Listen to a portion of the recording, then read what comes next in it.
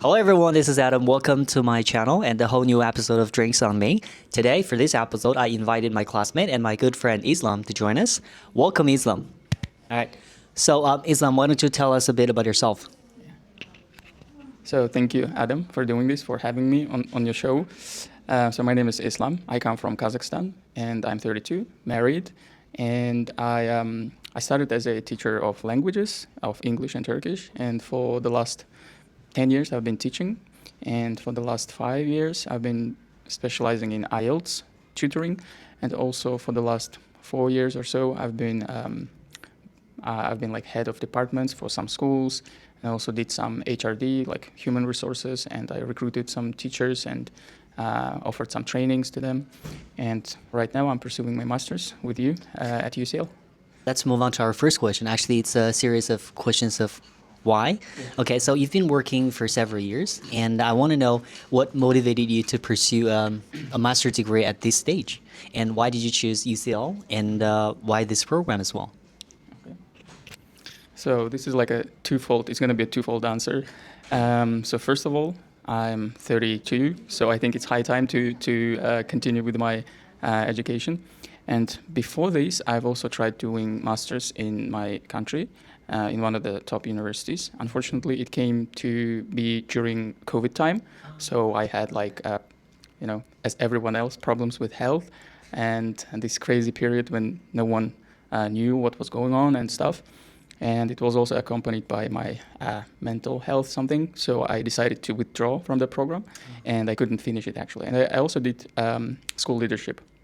So this is why. This is the second reason actually. So it's something unfinished for me, yeah. like a thing I have to do. So I decided to do why UCL, because UCL speaks for itself, right? Especially the IOE. If you look at the ranking. Absolutely. If you look at the ranking, and everyone is shouting about that here, and UCL has been for the last 12 years a top one university in education and training. So why not doing it here if I could make it? And I've applied to several universities in the UK and got rejected from one. But other than that, Oxford? no, Manchester. Really? I got rejected by Manchester. Yeah, I think they were a bit strict about my bachelor's GPA. Oh. So, but they had this optional thing saying that if you have X amount of experience, then you can still apply, but it didn't work. But once I got an offer from UCL, the decision was there. Yeah. So that's why. And educational leadership, we're doing the in-service program. So we have pre-service. This is for the beginning leaders, let's say. And in-service, if you already have any experience in middle leadership and stuff. So I double checked with the faculty, and they advised me that I can easily apply to in-service program because I've been, head of department and stuff. And that's why I ended up being a classmate with you. Thank you. Okay, now let's move on to our next question. You're from Kazakhstan, right? So I want to know a bit about Kazakhstan education system. Like, what are the general education, academic pathways? Any unique features, something like that? Yeah, absolutely. So this is I'll do my best to go short because since gaining independence, which we did in 1991, we were mostly influenced by Soviet education system, which was more about form rather than meaning, which was more about hard education, if I can say so, like memorizing stuff and knowledge-centered and very teacher-centered and centralized system, authority-driven and stuff. But since gaining our independence, we've been moving to the decentralization, and we were also being influenced by other countries' support, like first to suggest with rebuilding education system were Turkey, if I'm not mistaken. So we had lots of teachers coming from Turkey, and they also started the network of schools, which is one of the most popular and successful school networks in Kazakhstan so far. I'm, by the way, a graduate of one of those schools. Also for the last maybe 10 years or so, we've been doing in school education and higher education lots of new initiatives. and they're only like it's still a good start, but, and the whole country is working for that. So, for example, for the last 2 years, we have a Minister of Higher Education who's been trying to introduce partnerships with international universities. So, for example, we have now functioning like Coventry University functioning in Kazakhstan, Cardiff University, and also a bunch of other universities, like UK and Arizona State University, I think, functioning in Kazakhstan. So the whole point is to give opportunity for Kazakh students not to go abroad if they cannot, like an option, but to study within Kazakhstan, but graduate with 2 diplomas, like from the foreign university and from the local university. And then mostly in those universities, the staff are completely international. Awesome. Yeah, but the faculty members can be local, but the teaching staff is international staff. So in school education, we have like lots of private sector, like diverse private sector of schools, companies, shareholders, different stuff. And there's also hybrid schools, which function as partially state program and implement international curriculum as well. Like they give you alternatives for you to decide. So what you can do is up until like grade 7, for example, you can do like state program, and then after that slowly move to like Cambridge, and then in the end you can do like end up A levels or whatever you choose. Okay. So there are schools that offer that as well. So in a nutshell, this is it's a new market for Kazakhstan. There are lots of things going on, nothing fixed yet. Lots of ongoing modifications. People are trying, like they are learning from what they do, like trial and error. Yeah. So it's still going. It's very complicated, and but let's see how it goes. Yeah, but you do have like national curriculum as well. Yes, we have our national curriculum. It's been like every several years they redesign it, they fix it, they improve it in several like ways. For example, I think almost 10 years ago, we introduced criteria-based assessment. So for criteria-based assessment being like formative and summative assessment. Before that, there was a bit the assessment was a bit messy. So there were like teachers would grade students not on the standards, not according to standards, but according to their own standards, maybe. A very like subjective. Very subjective. So for example, if you study in one school and you are like A graded, like A students, you can come to like transfer to another school, which will be completely like B graded students, because different teachers, different schools, they grade in different ways. But they were doing their best. This, I think it was inherited from post-Soviet, education system, where there were lots of favoritism, we can call it. Like, if you're good, with good relationships with a teacher, if you're like help teacher a lot around school and you're a good communicator and stuff, then the teacher may like you. And things like that were on. But for the last 10 years, and it's still, being implemented, and we're learning from it. We're doing summative and formative assessment, just as the one we're doing pretty much in here, Formative assessment with its feedback, either written or oral, or, It's much improved. Yeah, absolutely. And then the summative one. So this is how our national curriculum works right now, bits of them. All right. So now, how does Kazakhstan education system fundamentally differs from the UK's? So I think almost 2 years ago, I worked in a school, in an academy in Sheffield. In Sheffield, in here. So I was supporting SEN students, and also I was covering lessons every so often. Any type of GCSE classes, like math, cooking, like wood technology, Spanish and stuff. It was a very good experience, and it also helped me to understand hands-on the difference between Kazakhstan's school system and UK's. Of course, I cannot generalize because I worked only in one school, which was a good graded school, according to what was this thing? Ofsted, yeah. It wasn't outstanding, but it was right below the outstanding. It was a very nice school, very nice faculty, very nice staff. And I think I can summarize the difference according to my perspective and experience, in 3 points maybe. The first one being like standards. So for the first 3 or 4 months, I couldn't understand which teacher in school was the most skillful, or which teacher I liked the most, because they were all the same. They were all they were all good in the same way, you know. So in Kazakhstan, you would in a very nice school, even in a very nice school, you could meet teachers who are doing like, you know, their skills of delivering lessons, their skills of communication and doing work with parents are really nice. But then also there are teachers who are not so good in some of these aspects. But in here, I think the training is kind of standard. So you need to do the training in order to become the teacher. Yeah. That's why. So if you don't check that benchmark, you are not in a school basically, right? But in Kazakhstan, we have like bachelor's programs. After you finish the university, you can become a teacher straight away. But in the UK, there are no like math teacher bachelor program. So you do any program, but then you do 1 more year of teaching training.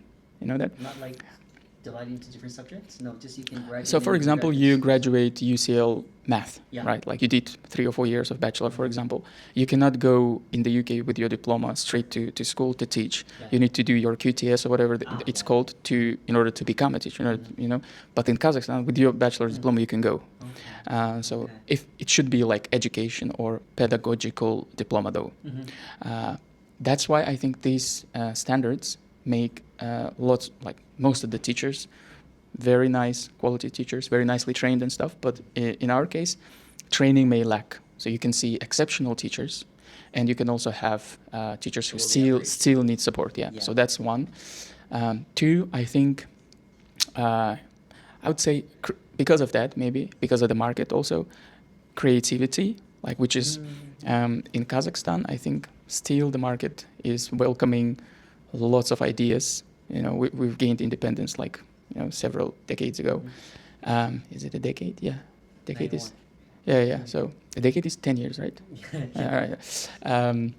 So that's why we're still trying to figure out. We're still testing lots of ideas on the national level, which we're very cautious about, on the school chains level, and on the individual level as well. So as a teacher, I would test how creative I can be in my school, in my classes. But I feel like in the UK there is less space for that. As a teacher, you have to do like these things, and you have to do them.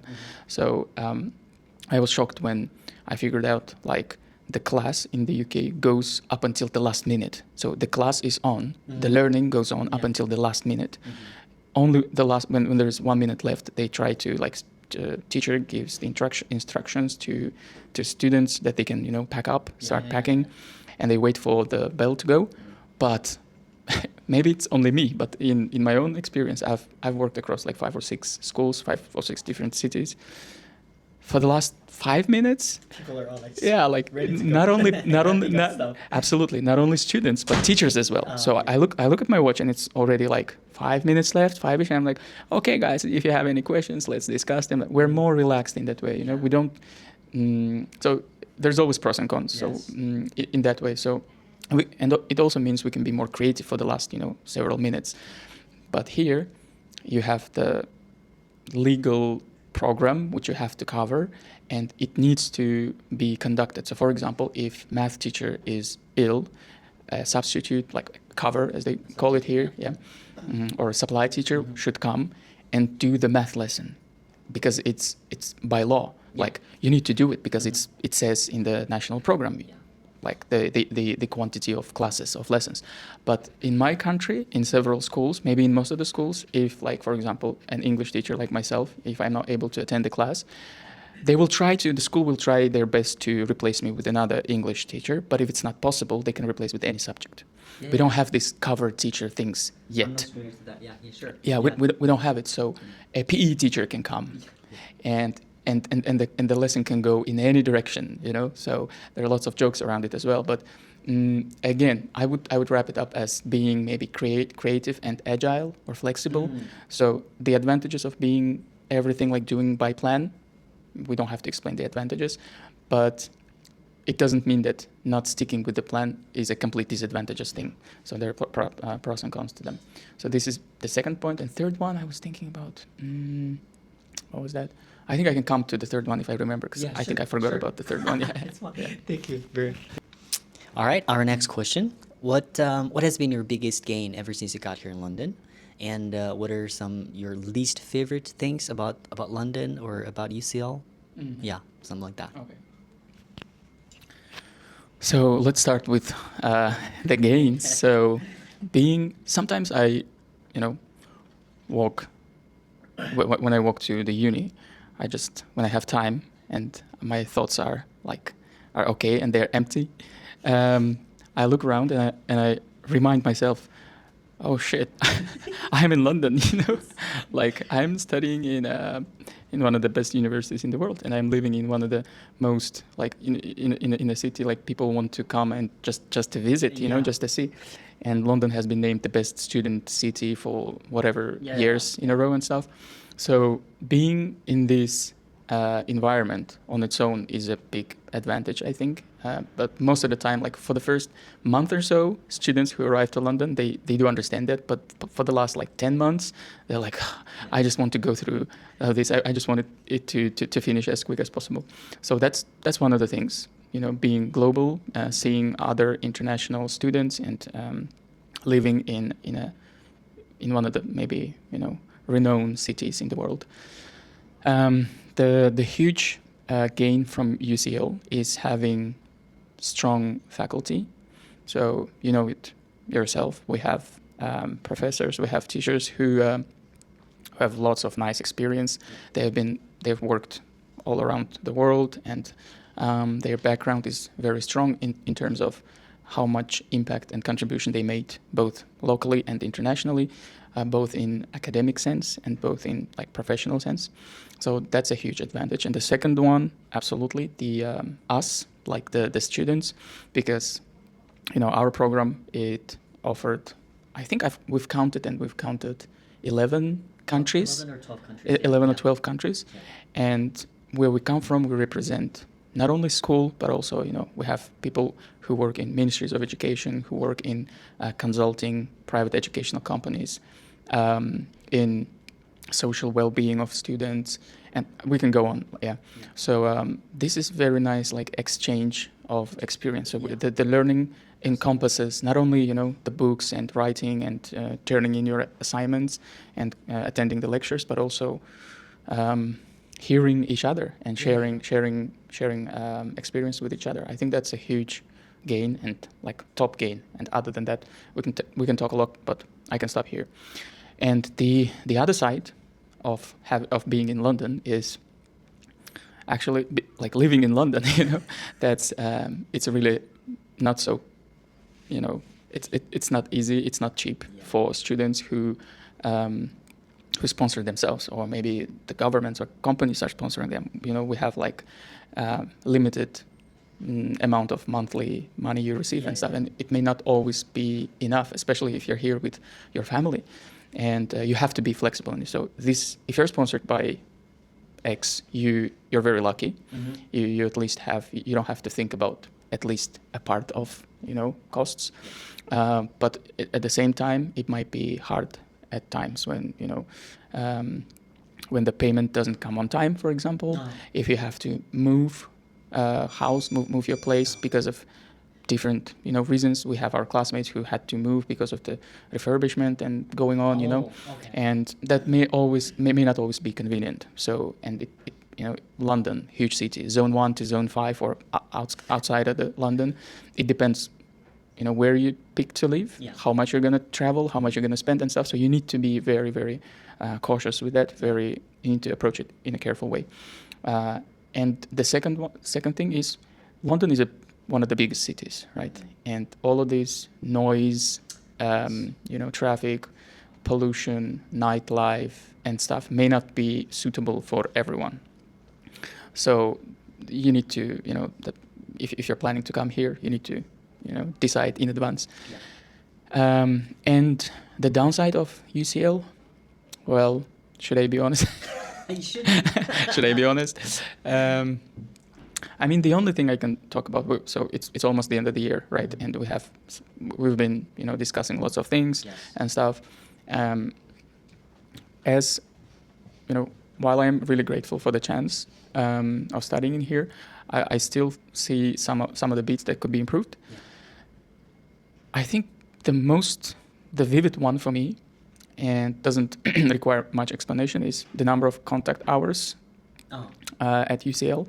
So I do understand there's specific like credits and the number of credits, and they correlate with the number of classes, Yeah. of hours and stuff. But as one of our classmates said, coming here, like traveling from overseas here, to have like 6 hours per week Yeah. may not be, for some people, may not be enough. And I do understand that, and I actually do agree with that. So of course we're master level students, and they require being autonomous from us, and as an academics we have to do lots of things extra class during the extra class time. But I would appreciate a bit more contact hours, because having teachers, having each other, like students, if you see them more often, I think that could help succeed for most of Yeah. the students. Mm-hmm. And it can be actually helpful in many other ways as well, Yeah. in social ways as well. So yeah, I think that's it. Thank you. All right, let's move on to our next question. So, Islam, you have your own IELTS Academy in Kazakhstan. Yeah. Okay, we call it test prep company or anything, pretty much like the same. So, what is it like to run a institution like that in Kazakhstan? What operational challenges you might have met in terms of, I don't know, teachers recruitment, pricing strategy, or anything like that? Okay. Yeah, absolutely. So this is not sponsored, by the way. For the last 1.5 years, I think, I've launched an IELTS Academy, which is completely online. And I'll just eliminate the teacher recruitment thing, because I'm the only teacher there for now. I tutor, like I do IELTS classes for students, like for those who trying to apply to universities within Kazakhstan or abroad. And also for teachers, I do teacher training for IELTS who want to become like IELTS teachers. So it's only me for now, but I'm planning to expand a little bit, and I'm looking for nice, very qualified teachers. So the challenges, I would say, since the market is welcoming everyone, this is like a private sector of market, and the competition is huge, and then the audience, parents and students, they are free to select any program, any teacher, any course, whatever, any school.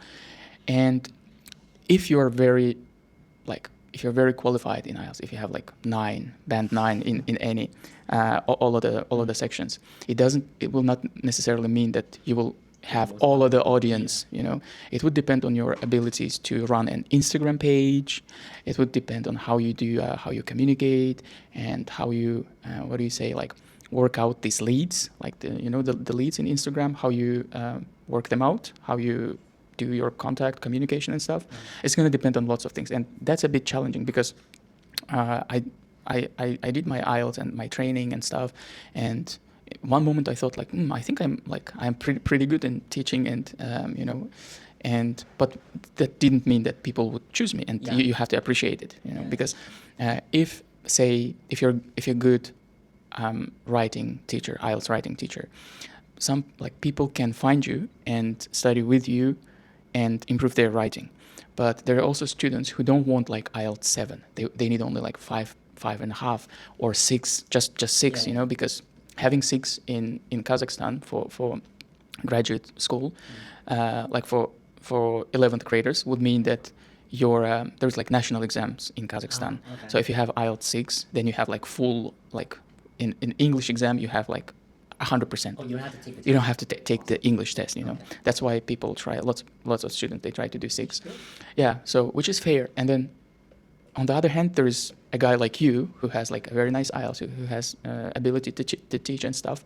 But those students who are just seeking 5.5 or 6, they may not necessarily study in your company, in your school, because they don't need IELTS 8 above, they just can select someone whose Instagram page is really interactive. They do very like nice videos. They have nice equipment, and they also do quite good in teaching IELTS as well. And that's the first challenge. And the second challenge is the money. So basically, when you have a product, you decide how much you want to earn. Because you do your assessment of the market, you set the prices, you try to be a bit flexible, and the amount of input you did into your product, you want it to be reflected in the amount of money you would receive for your product, right? But not everyone is willing to pay what you think, So in the first months, I was a bit surprised because of that, and then I learned like that actually makes sense. So you cannot have all the audience, even you have like 8.5 IELTS band, and you did nice IELTS program. So people would choose. There are people who would choose cheaper programs. There are people who would choose studying in campus, on campus, seeing the teacher, interacting with the teacher. And you represent, like I represent, just one smallest factor in Kazakhstan's private IELTS tutoring sector. And the audience we have, it might be like 1%, just 1% audience would actually be suitable for my program. So you need to be ready for that. So in short, it two things: pricing and presentation of your school, because not everyone would chase the highly qualified teachers. Some people would rather stick with young teachers, young companies, or maybe some of them, like parents can say, so you're not going to study online because we don't think online is effective, and you're not going to travel after your school because it's going to be evening time. So what we do is we just look around our neighborhood and pick an English school or an IELTS school in our down our road, and then they would just walk 2 minutes and then pick another. So it's up to everyone to decide, and we have to respect that. These are the things. All right. So our next question is about language, or it's about English learning, because you've been teaching for years. So what do you think is the most effective method for students to learn English, especially second language, as a second language learner? So what are the things that they should do to learn English better? So I think this is a nicely designed question. It's a tricky question, because if you pick one method, you're not going to pass this question, and you know that for sure. So it's we could talk and elaborate on this like infinitely, because there are different people, different students, and we all learn in different ways. What I can say for sure is, first of all, there isn't one single method or teaching skill that would fit everyone. But what we know is, for a teacher to deliver English classes in a nice way, they need to first of all have a motivation to teach. I think that's the first thing. A strong inner motivation, let's say, not just earning a bunch of money or stuff or making connections, but I think you need to love teaching, and it's relevant not only for English teachers but any other teacher out there.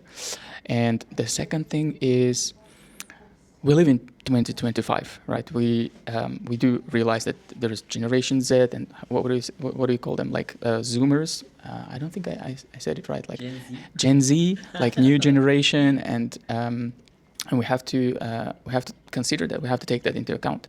We have to look at what those guys, how they learn best, what surrounds their life currently. We need to look at the resources that they contact with a lot nowadays, and I'm afraid those are not like notebooks or books or pens and papers. They're much more digitalized than we are. They are much less. Well, that's debatable, but I don't think they can focus more than 20 minutes per class or something. I think that there have been some studies advocating that. So I think the teacher should consider all of these things, and then it's up to you how you're going to design your class, so you can implement lots of technology, storytelling, activities. time's different now. Yeah, because how we or our parents used to learn a new language is completely different. It's like, just a classroom, a teacher, a Tasks, blackboard, practice, like that. practicing, and then learning new words for heart. I did it. Absolutely learning new words by heart, and writing the, practicing writing the sentences, the grammar thing, that's crazy. But it's not like that anymore. So I think that all of those should be taken into account in order to be able to teach English as a foreign or as a second language in the most effective way. So our next question, we do have a lot of students who are actually trying to study in London. So any any advice for those prospective students like who are planning to study in the UK? All right. So I think I'd be my answer would be like really basic. So if you are sure about studying in the UK, then what you need to do is probably, if you have opportunity, come here and see the university. Maybe do a tour of several universities, and then if you made up your mind to pursue a degree in the UK, then you need to start in advance. So don't do it. Like, my biggest piece of advice is don't do it for the last minute, because that's going to be a good recommendation for myself as well. Yeah. So because if you're well prepared, and if you consider all the timing and the time frameworks it might take for your application to be processed and stuff, so you need to be good with timing. Okay, so don't start in January if you want to come here in September, right? I think January would be the latest. So depending on where you are now, if you still don't have your IELTS, then don't start in January. Yeah. I mean, depending on which level you're still at, you have to start it beforehand. So make sure your IELTS is okay. And if you see the minimum requirement in IELTS is, let's say, 7,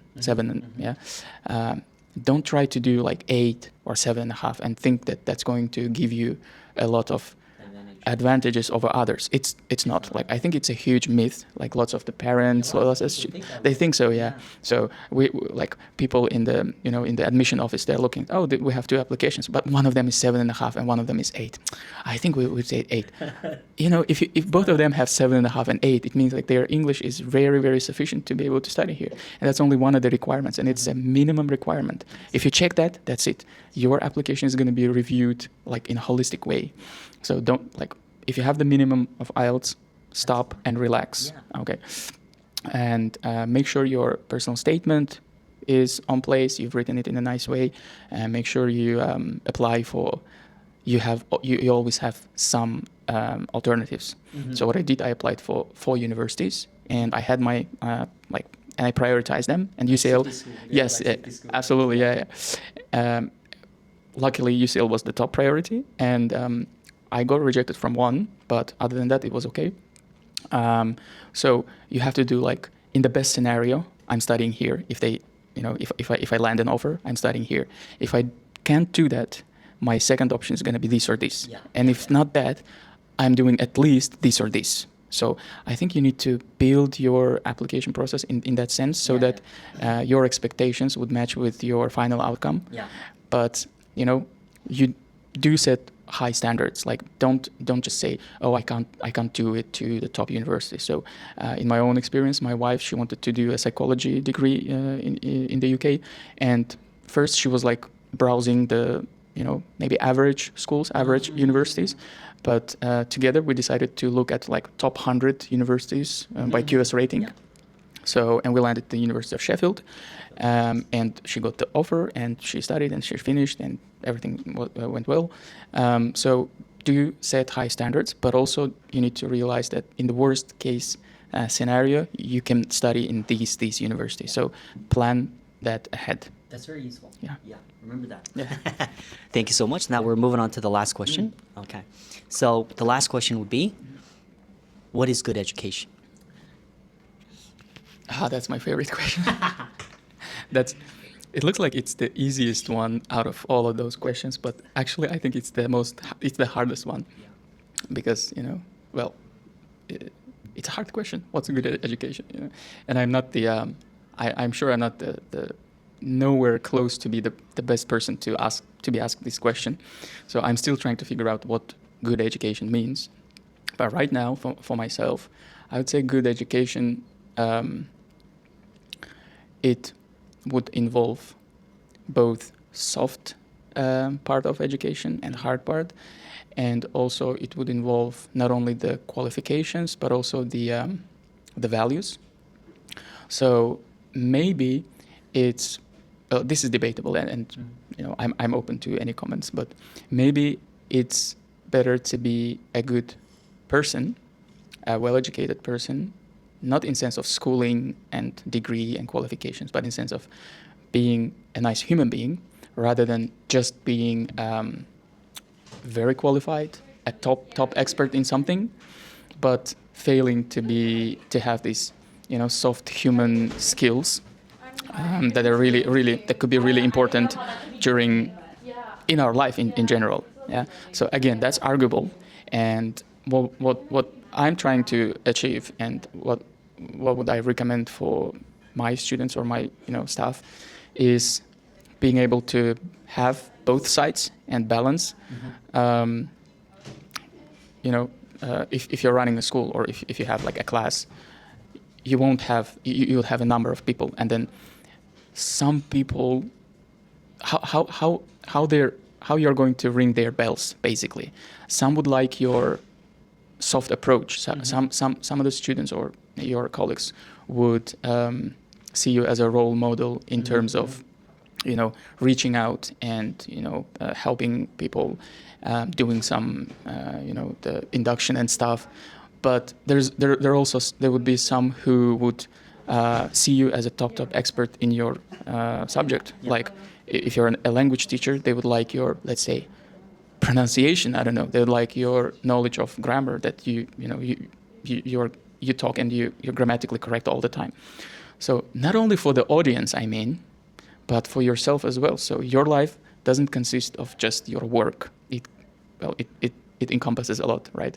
So a good education would be, maybe in very short, would be the education that with which you won't at least harm people, if I can put in that sense.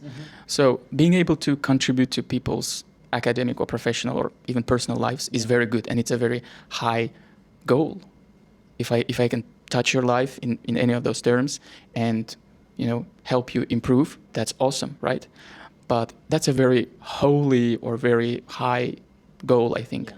So the minimum there is not to harm, at least not to harm, like, because as a beginning teacher, you know, I've like all of us, we've experienced, we experimented a lot, right? And I know if I go back 10 years ago, I know the bits that I would do differently, because now I look at it from different perspective. And for me right now is just try not to, you know, bring traumas to students' life or to your colleagues' life. Yes. At least not that. So be there in the middle, and you're pretty much you're a nice guy. You're a good, yes, well-educated person. But if you can, and you're not going to decide if you can contribute to people's life in a good, yes, way. Yes. If that happens, then you are lucky. Then you can be happy, because other people would be happy. They would be thankful. They'll be thanking for the knowledge you gave to them, or the experience and skills. Not. I don't think it's for us to decide. We just do our jobs, and our main objective should be trying not to bring harm, because it's a huge responsibility. Yes, and with responsibility, yeah, comes lots of different situations. Yeah. So, I mean, did I put it in a way you can understand? Yeah, that's sure. Good response. Okay. So that's pretty much it. Thank you. I like your response. Thank you so much. So this is the end of our interview, and thank you so much, Islam. I really loved your answers, and I hope you like this as much as we did. And leave your comments, and I'll see you guys for next episode. Bye bye.